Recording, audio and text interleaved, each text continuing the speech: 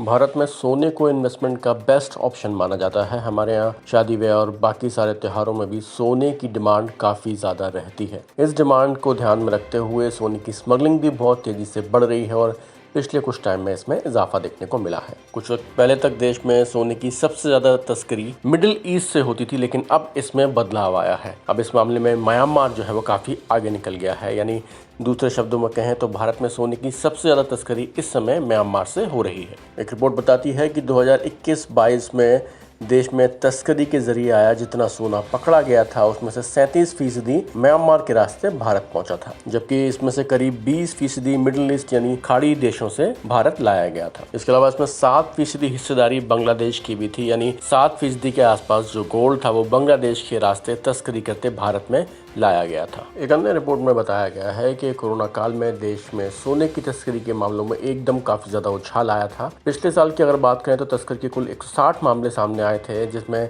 करीब 850 किलो सोना पकड़ा गया था और इसकी कीमत 405.35 करोड़ रुपए के आसपास आंकी गई थी। रिपोर्ट में बताया गया है कि डायरेक्टरेट ऑफ रेवेन्यू इंटेलिजेंस यानी DRI ने 2020-21 और 21-22 में जितना भी सोना तस्करी के तहत जो लाया गया था उसे पकड़ा, उसमें से ज्यादातर म्यांमार के रास्ते भारत आया था। जबकि 2019-20 की अगर हम बात करें तो सबसे ज्यादा तस्करी भारत में मिडिल ईस्ट के रास्ते होती थी, यानी खाड़ी देशों के रास्ते सबसे ज्यादा सोना तस्करी के तहत भारत लाया जाता था। और अब यह तमगा जो है वो म्यांमार के पास चला गया है। बताने की भारत और म्यांमार की सीमा काफी बड़ी है और इसकी निगरानी हमेशा से मुश्किल रही है और तस्कर इसी बात का फायदा उठाते हैं। रिपोर्ट बताती है कि मणिपुर के तामू मोरे इम्फाल रूट और मिजोरम के जोखटवार रूट से देश में सबसे ज्यादा सोने की तस्करी हो रही है। हालांकि DRI ने इन रूट्स पर निगरानी ज्यादा कर दी है, ज्यादा निगरानी बढ़ती जा रही है और इसका फायदा भी मिल रहा है। बड़ी मात्रा में सोने की तस्करी के मामले सामने आ रहे हैं।